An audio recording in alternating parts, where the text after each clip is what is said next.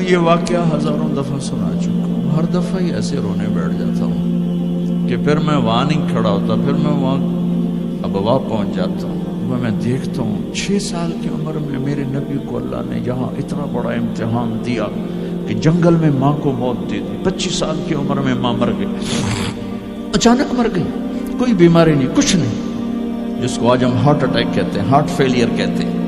اتنا آخری جملہ کہا، کل حی میت و کل جدید بال وقد ولدت طہرا۔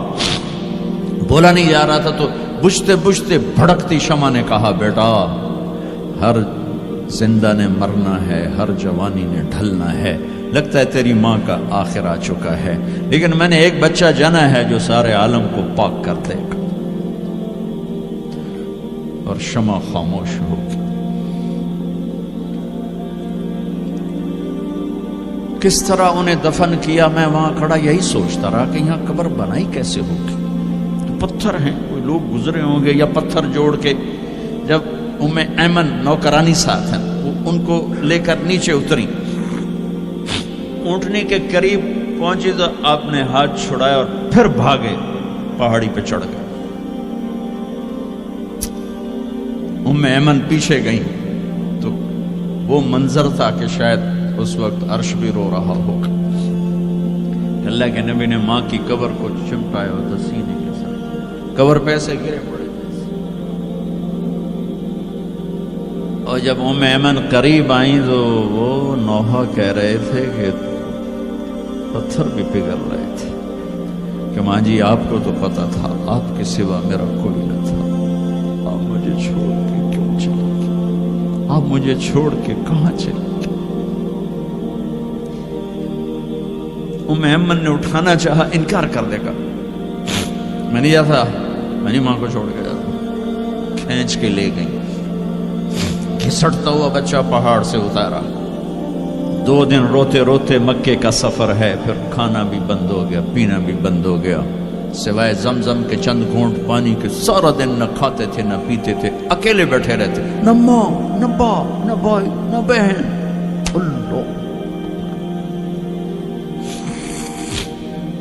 57 سال کے بعد ماں کی قبر پر پہنچے اور قبر کے سرہانے آ کر بیٹھے، گوڈے اوپر اٹھائے اور ہاتھ یہاں رکھے اور سر گوڈوں میں دیے، جیسے چھوٹے بچے رونے کی پوزیشن بناتے ہیں۔ یہ چھوٹی جگہ میں دکھا نہیں سکتا،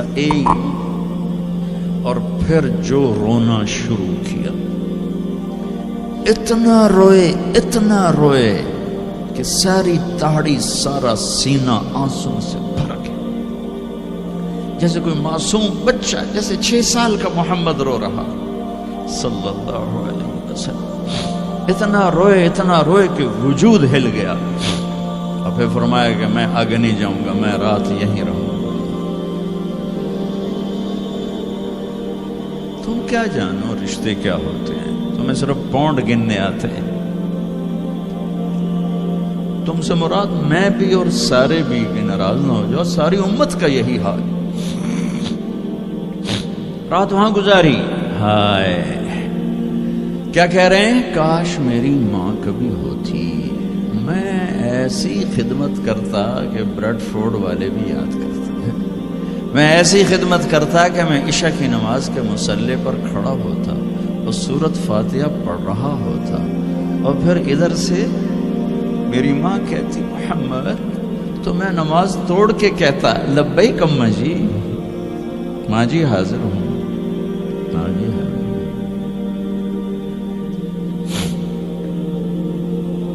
مچھلی کھانا چھوٹا گناہ ہے، شراب بیچنا بڑا گناہ ہے، سود کھانا بڑا گناہ ہے، ڈرگ بیچنا بڑا گناہ ہے، چوری ڈاکے ظلم و ستم کیا امت نہیں کر رہی، بے گناہ قتل، جھوٹے الزام، تہمتیں،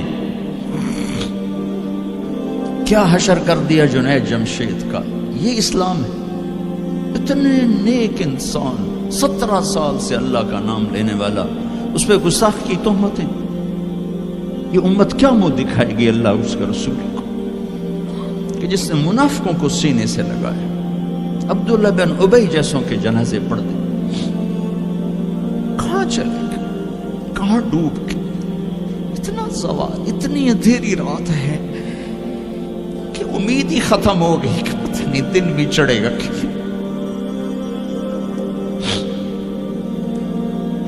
دین کے نام لینے والے جب دین کو ذبح کرنے پہ آ جائیں, ممبر پہ بیٹھنے والے جب نفرتوں کی آگ بھڑکانے لائے, کس سے غلطی نہیں ہوتی. ایک پاک انبیاء کی ذات ہے جن کی زبان پہ اللہ بولتا. باقی طارق جمیل روزانہ مجھے 40 سال ہو گئے بیان کرتے ہوئے, میں خطا نہیں کروں گا تو اور کیا کروں گا.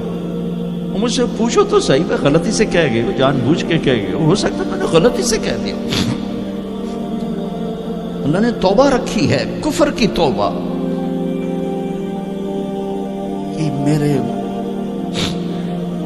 میں درد سے بول رہا ہوں, زوال ہے, زوال, خوفناک زوال ہے. جب ممبر پہ بیٹھنے والے دین سے اتنے دور چلے گئے. طلیحہ نے نبوت کا دعویٰ کیا اور لڑائی کی صحابہ سے.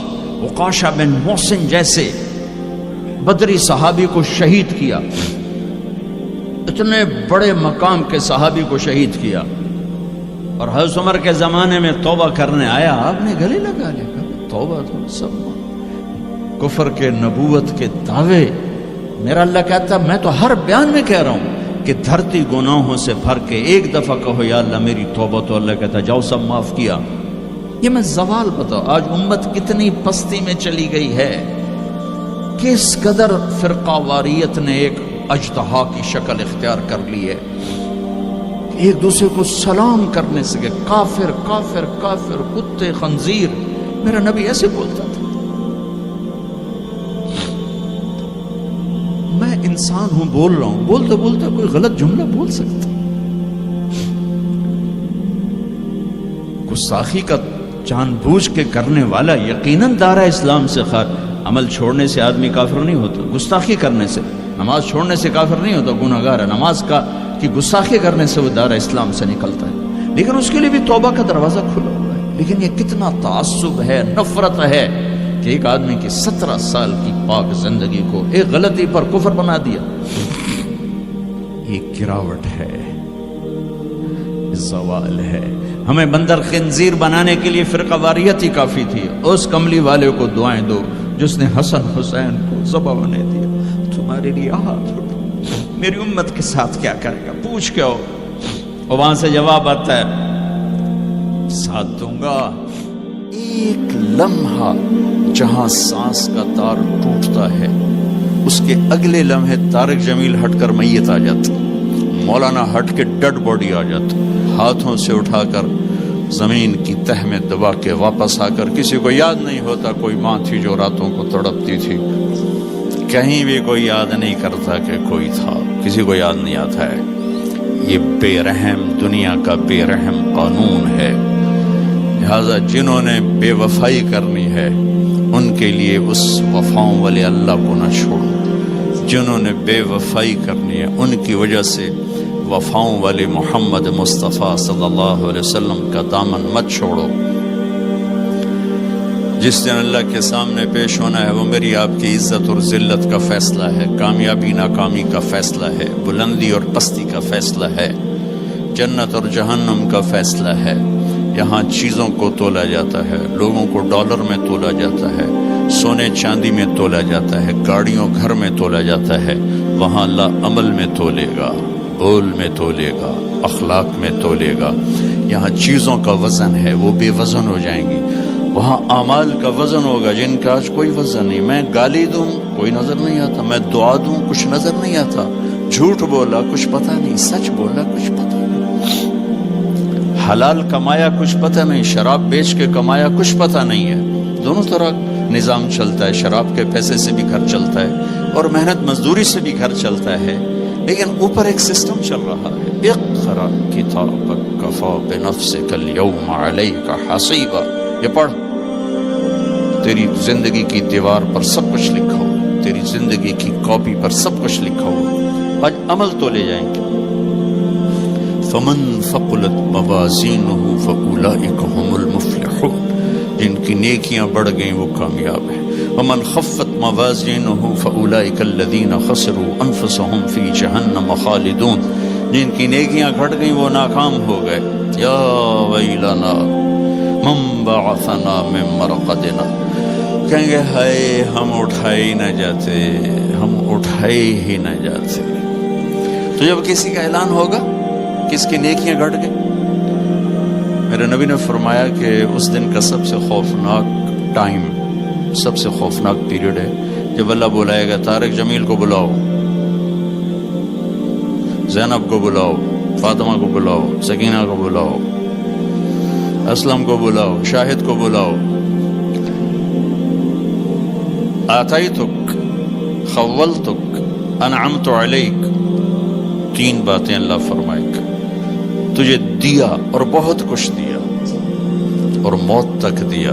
ماذا صنعت فیہا، آج کیا کر کے آئے ہو، کیا لائے ہو؟ نہ جھوٹ بول سکتا ہے نہ بھاگ سکتا ہے۔ این المفر، کدھر جاؤں؟ تو جس کا نصیب ہارا اس دن اور اس کی نیکیاں گھٹ گئیں اور اس کے گناہ بڑھ گئے تو ایک اعلان ہوگا، فلاں فلاں کا بیٹا بیٹی قد خفت موازینہ، نیکیاں گھٹ گئیں، شقی شقا، ناکام ہوگی۔ اللہ ہم سب کو اس ناکامی سے بچائے۔ یہ سب کچھ ہونے والا ہے، میں تھوڑا سا بتانا چاہتا ہوں کہ ہم کہیں آنکھیں بند کر کے نہ موت آ جائے۔ جب اس کی نیکیاں کم پڑیں گی تو مرد ہے یا عورت، اللہ کا اعلان ہوگا خذوہ، گرفتار کر لیا جائے۔ یہاں پولیس آتی ہے، ادھر سے پکڑتے، یہاں ہاتھ کر لیا جاتا۔ اللہ کی پولیس آئے گی، یہاں سے نہیں پکڑیں گے، مجھے دیکھیں، یہاں ہاتھ ڈالیں گے، یہاں ایک فرشتہ یہاں ہاتھ ڈالیں گے، یوں کرے گا، یوں، یہ سارا جبڑا نکل کے وہاں تک چلا جائے گا اور ایسے گرے گا، کلا بازیاں کھا تو پھر اٹھ کے کہے گا رحم کرو، رحم کرو۔ وہ کہیں گے رحمان نے رحم نہیں کیا، ہم کیسے